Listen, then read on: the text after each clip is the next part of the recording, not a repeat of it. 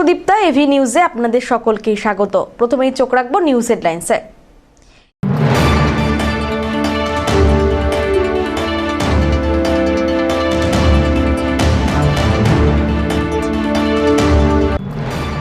জলপাইগুড়িতে শুরু হলো ৩৭তম বইমেলা, চলবে আগামী ১০ই ডিসেম্বর পর্যন্ত।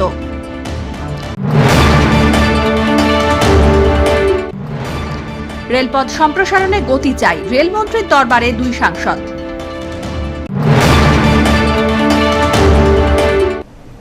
এবার আসছে বিস্তারিত সংবাদে।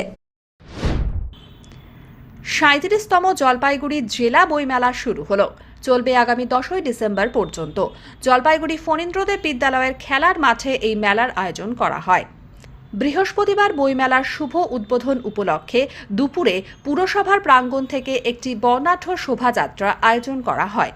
শোভাযাত্রায় বিভিন্ন স্কুলের পড়ুয়া থেকে বিশেষ অতিথিরা, স্বনির্ভর গোষ্ঠীর মহিলারা ছাড়াও বিভিন্ন স্তরের মানুষেরা অংশগ্রহণ করেন। এদিন বইমেলার শুভ উদ্বোধনী অনুষ্ঠানে উপস্থিত ছিলেন জনশিক্ষা প্রসার ও গ্রন্থাগার পরিষেবা বিভাগের মন্ত্রী জনাব সিদ্দিকুল্লাহ চৌধুরী, বিশিষ্ট কবি শ্রীজাত বন্দ্যোপাধ্যায়, জেলাশাসক শামা পারভিন, বইমেলার কার্যকরী সভাপতি তথা অতিরিক্ত জেলাশাসক রাজেশ রাঠোর, বইমেলার কার্যকরী সম্পাদক তথা পুরসভার চেয়ারম্যান সৈকত চ্যাটার্জি, জেলা পরিষদের সভাধিপতি কৃষ্ণা রায় বর্মন, সদর মহকুমা তমজিৎ চক্রবর্তী, বিধায়ক খগেশ্বর রায়, বিধায়ক প্রদীপ কুমার বর্মা, ভারপ্রাপ্ত জেলা গ্রন্থাগার আধিকারিক ইমরান শেখ সহ বিশিষ্ট জনেরা। এবছরের জলপাইগুড়ি বইমেলাকে ঘিরে নেওয়া হয়েছে একাধিক উদ্যোগ। কলকাতার বিশিষ্ট শিল্পীদের পাশাপাশি উপস্থিত থাকবেন বিশিষ্ট কবিরাও। কবিদের নিয়ে আয়োজন করা হবে কবি সম্মেলন, পাশাপাশি বিভিন্ন সাংস্কৃতিক অনুষ্ঠান। আমার বক্তব্য হলো, রাজ্যের অন্যান্য জেলায় জেলা শাসক, এসডিও, অতিরিক্ত জেলা শাসক, এসপি, অ্যাডিশনাল এসপি তারা নিজেরা উদ্যোগ নিয়েছে। বলো পয়সা খরচ করতে হবে। মেধাযুক্ত ছাত্রছাত্রী হলে আমরা free of cost coaching centre দেব। এখানে গতবার আমি এসেছিলাম বোধহয় মাস 3 আগে। কুচবিহার যে সেন্ট্রাল লাইব্রেরি, আমাদের লাইব্রেরিতে একটি মেয়ে এসে ডাক্তারিতে পড়ে, এমবিবিএস জয়েন্ট। সে বলছে, স্যার আমার মতো ওই বই চাই, আর 2 দিন অপেক্ষা করো। আমি অনুভব করলাম যে বইমুখী ছাত্রছাত্রী হতে চাইছে। তো আমরা যদি সরলীকরণ করি তো তাহলে সেই সমস্ত ছাত্র উপকৃত। মেধা কিন্তু ছেলে মেয়েদের আছে, উপযুক্ত পরিবেশ নেই। আমরা কলকাতায় সেন্ট্রাল লাইব্রেরিতে রিড ইওর অন বুক একটা কর্নার করছি। নিজের বই নিজে পড়ো, বাড়িতে পড়তে পারে না, সময় নেই, নিয়ে এসে নিজে আর কি। একটা বিষয় যেটা আপনি একটা জিনিস চালু করেছিলেন, যারা দুস্থ এবং মেধাবী স্কুলের হেডমাস্টার মশাই তারা রিকুইজিশন দেবে, হেডমাস্টার মশাই গ্রন্থাগারকে দিয়ে করে দেবে। এখনো সেই কিন্তু এখানে উদ্যোগটা সেভাবে দেখা যাচ্ছে না। এখন প্রশ্ন হলো, আমরা তো আমাদের ফর্মুলা নিয়ম নীতিকে বলতে পারি। প্রায় ধরুন 1 কোটি বোধহয় 81 লক্ষ টাকা গত 22-23-এ মানে গড় আমরা পশ্চিমবাংলায় বোধহয় 600 কি 650 গ্রামে দিয়েছি। যারা বই কিনবে, বই পড়বে এবং পড়াবে। বোঝা যাচ্ছে যে তাদের কাছে দাঁড়ালে এটা সহজ। আমরা তো বাড়ি বাড়ি গিয়ে, পাড়ায় পাড়ায় গিয়ে বলতে পারবো না। আমরা আমাদের যে বাজেট, সেই বাজেটের ভিত্তিতে আমরা দিতে চাইছি। তবে বাঙালিদের পড়া, বাংলা ভাষা বা বাংলার প্রতি পড়াশোনার মোহ কমে গেছে, এটা আমি অকপটে স্বীকার করছি। এটা কিন্তু শুভ লক্ষণ নয়। বাঙালি ছেলে মেয়েদেরকে পড়াশোনা না করতে পারলে, অতীত না জানলে বর্তমান মজবুত হবে। রাধিকার লাইব্রেরি ময়নাগুড়ির একটা ঐতিহ্যবাহী, সেটা আইনি জটিলতার মধ্যে জমি ওখান থেকে নিয়ে নেওয়া হয়েছে বলে অভিযোগ উঠেছে এবং একটা মামলা গড়িয়েছে, ইতিমধ্যে শুনানি শুরু হয়েছে। আমি বলি, আদালতের ব্যাপারে তো বলা কিছু নয়। এসডিও আছে, এখন এই কথা হলো ডিএম আছেন, আমাদের যে ইনচার্জ যারা আছে তাদের কাছে বলুন। ওই এলাকার যারা পাঠক তারা যদি একটা চিঠি দিয়ে বলে যেটা আমাদের প্রয়োজন, আমরা অ্যাকশন নেব। সব্যসাচী মজুমদারের রিপোর্ট।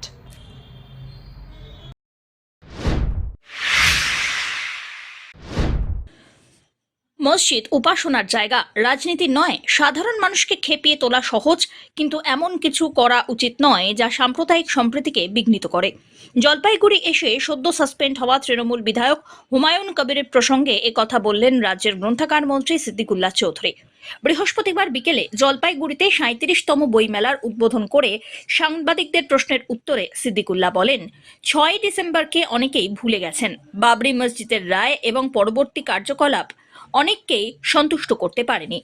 পাশাপাশি তিনি আরো বলেন, এই রাজ্যে অসংখ্য মন্দির, মসজিদ, গির্জা আছে, কোথাও কোনো গন্ডগোল নেই।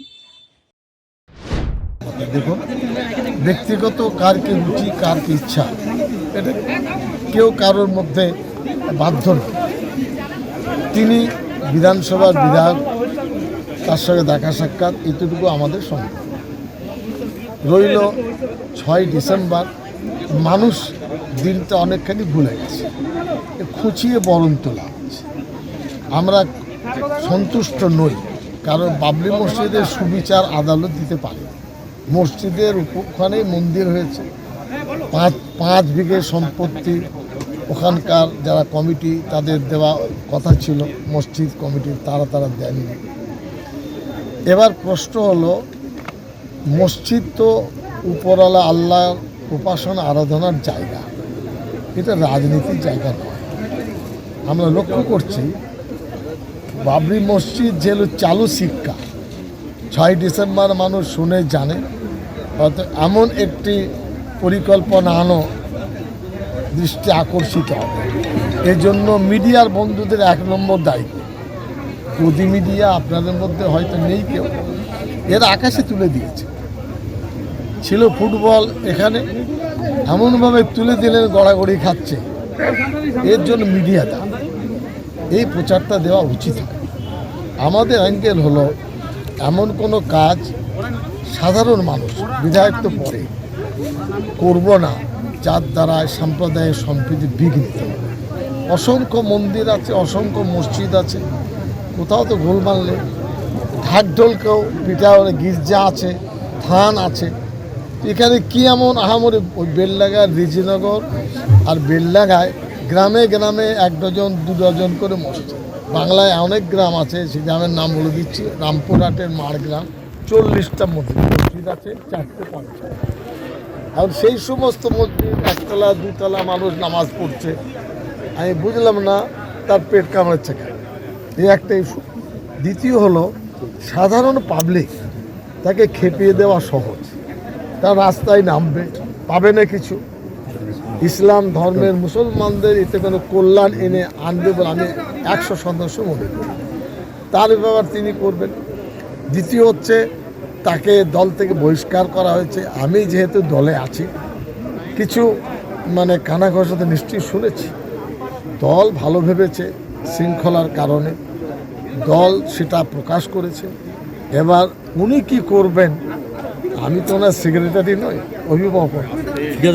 আমি কি করে বলবো উনি, ওর ভবিষ্যৎ কি হবে, উনি বলবেন। পিনাকি শীলের রিপোর্ট।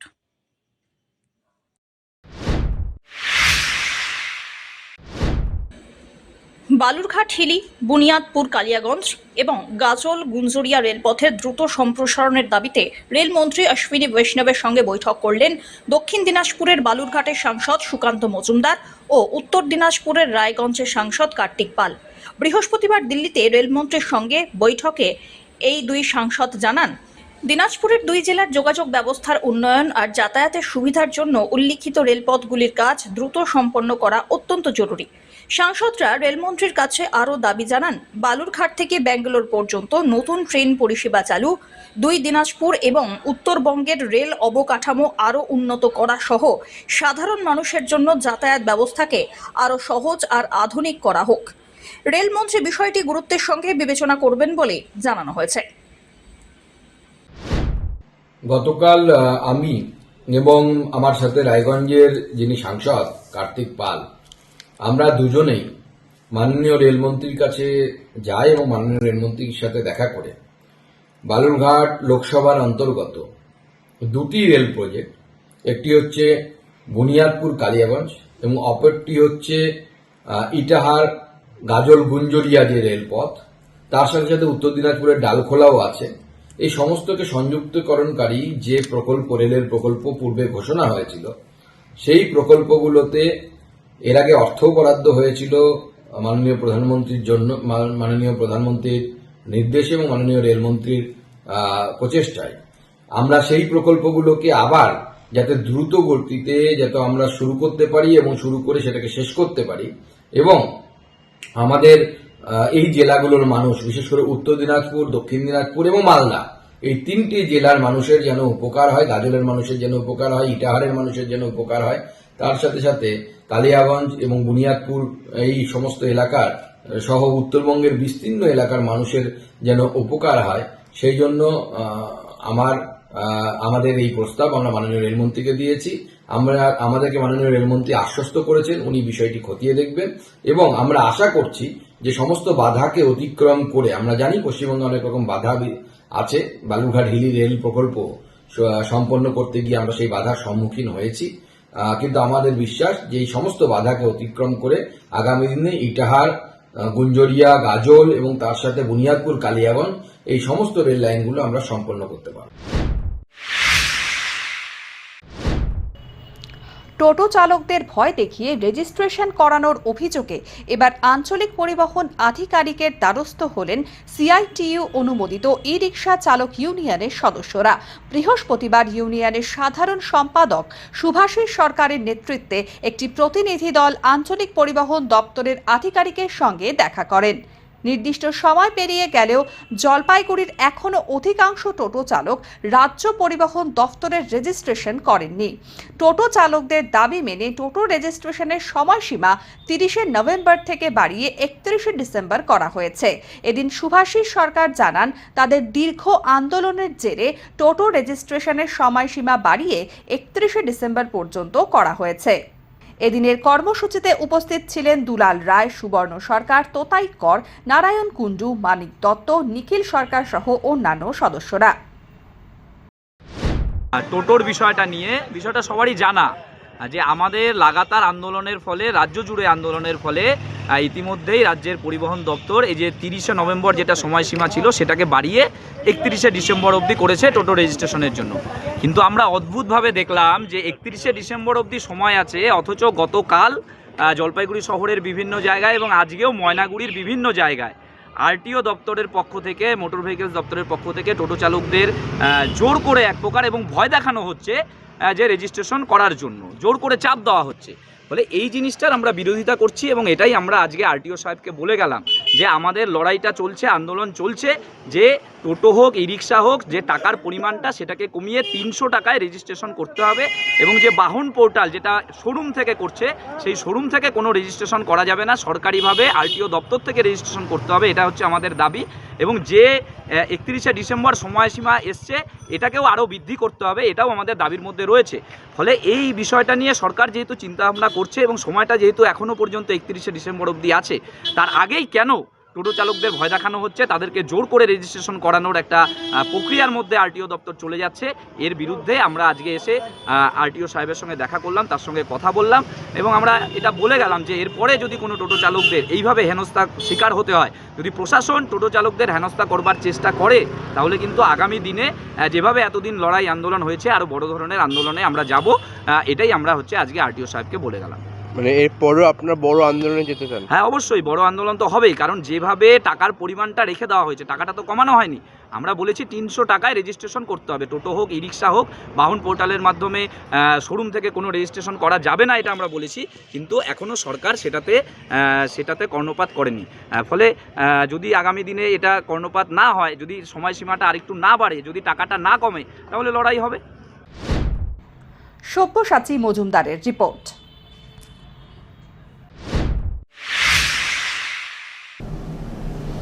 নিয়ে নিচ্ছে ছোট্ট একটি বিরতি, ফিরে আসছি বিরতির পর, সঙ্গে থাকুন।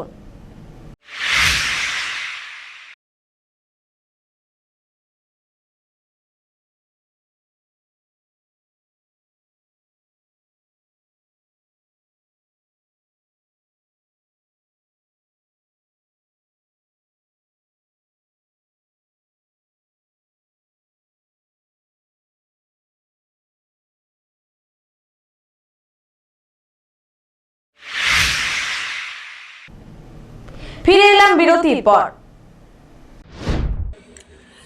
এসআইআর আবহে দেশ ছাড়ার প্রবণতা উদ্বেগজনকভাবে বৃদ্ধি পাচ্ছে। গত বছর যেখানে মাত্র ৪৫ জন বাংলাদেশি নাগরিক ভারত থেকে স্বদেশে ফেরেন, সেখানে চলতি বছর মাত্র কয়েক মাসেই সেই সংখ্যা ১ লাফে বেড়ে দাঁড়িয়েছে ১৮৬ জন।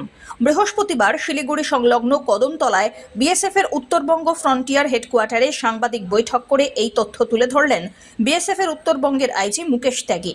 বিএসএফের ৬১তম প্রতিষ্ঠা দিবস উপলক্ষে এদিন সীমান্ত নিরাপত্তা সংক্রান্ত বিভিন্ন দিক তুলে ধরা হয়।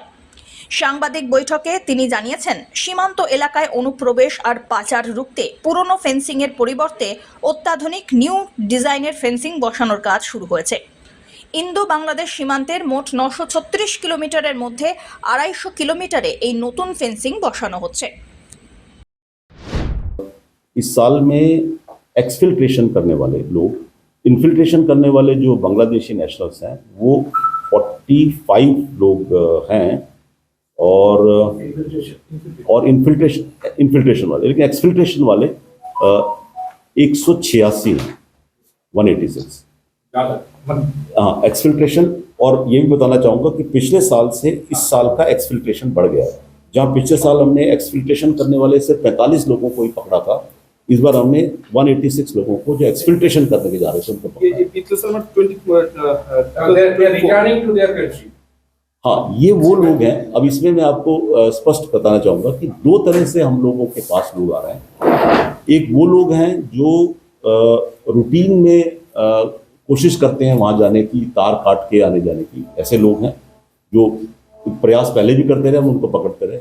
लेकिन अभी एक थोड़ा पिछले कुछ महीनों से, मैं नहीं कहूँगा कि पिछले 1 या 2 महीनों से, पिछले 4 या 5 महीनों से या 6 महीने से हम ये एक नई ट्रेंड देख रहे हैं कि बहुत सारे जो बांग्लादेश के लोग हैं वो आके और उस तरफ जाना चाहते हैं। ये टोटल एनडीएफ हमारे फ्रंटियर में 250 किलोमीटर लग चुकी है पूरे बॉर्डर पे। जो मैंने 936 किलोमीटर का एरिया बताया है, इसके अंदर 250 किलोमीटर की न्यू डिज़ाइन फेंस लग चुकी है। इस न्यू डिज़ाइन फेंस में कुछ अच्छे फीचर्स हैं। एक सबसे पहले ये एंटी कट है, इसको काटना ऐसा नहीं कि असंभव है, लेकिन काटना मुश्किल है, कठिन है।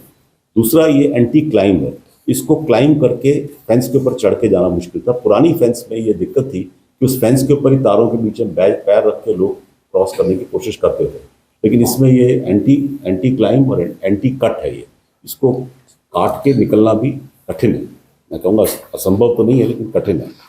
इसके अलावा मैं बताना चाहूँगा कि वर्ष 2025 में ये जो टोटल हमारे पास 250 किलोमीटर की एनडीएफ लग चुकी है, इसमें से 150 किलोमीटर का काम इस साल में या तो इस साल में हो चुका है 150 किलोमीटर, और 80 किलोमीटर लगभग लंबाई में ये काम एनडीएफ कन्वर्जन का, पुरानी फेंस जो हमारी टाइप 1 टाइप 2 हम बोलते थे, जो कि आज से 25 साल पहले 20 साल पहले लगी थी, उसका वो चेंज होकर अभी 80 किलोमीटर के लगभग का कार्य अभी चल रहा है।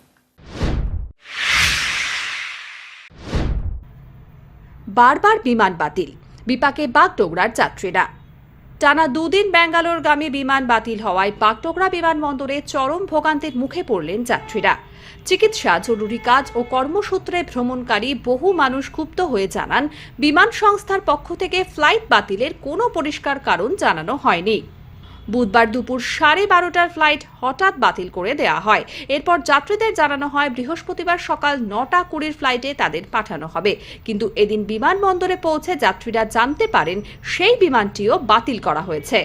যাত্রীদের অভিযোগ, বারবার কারণ জানতে চাওয়া হলেও কর্তৃপক্ষ শুধু প্রযুক্তিগত সমস্যার কথা বলেই দায় এড়িয়ে গেছে। দীর্ঘ প্রতীক্ষা, অনিশ্চয়তা ও সঠিক তথ্য না পাওয়ায় ভোগান্তির শিকার যাত্রীরা। आरती है, गलगलिया से आया हूँ। मुझे जाना था बागडोगरा से बेंगलोर हॉस्पिटल जाना था, जिसमें 14 तारीख को हमने टिकट बनाया, 14 नवंबर को टिकट बनाया गया 3 दिसंबर को। जब हमने एयरपोर्ट पहुँचा तो ये कैंसिल बता दिया, ये फ़्लाइट कैंसिल हो गया। फ़्लाइट कैंसिल हो गया तो भाई हमको तो जाना था, तो उन्होंने 4 तारीख का टिकट बना दिया। पहले ये देखिए 3 तारीख का बनाया,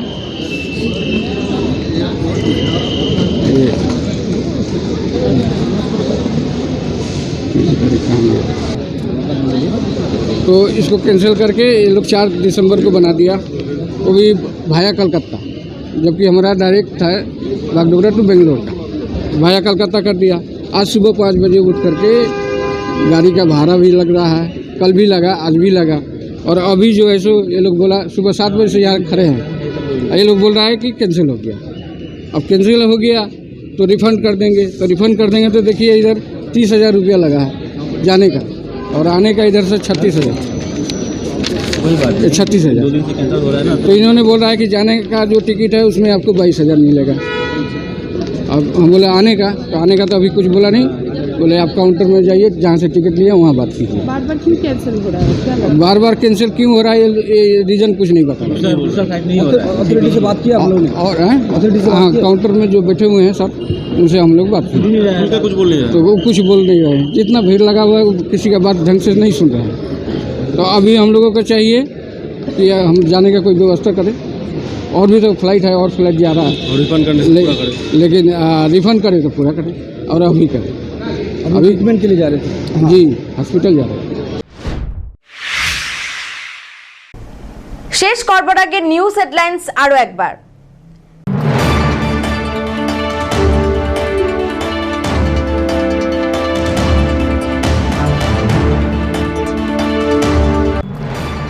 জলপাইগুড়িতে শুরু হলো 37তম বইমেলা, চলবে আগামী 10ই ডিসেম্বর পর্যন্ত।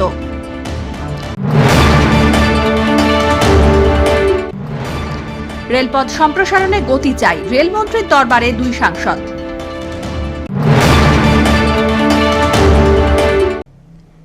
এখনকার মতন এভি নিউজ এ পর্যন্তই। পরবর্তীতে আসছি আরো সংবাদ নিয়ে, দেখতে থাকুন আমার ভিশন। নমস্কার।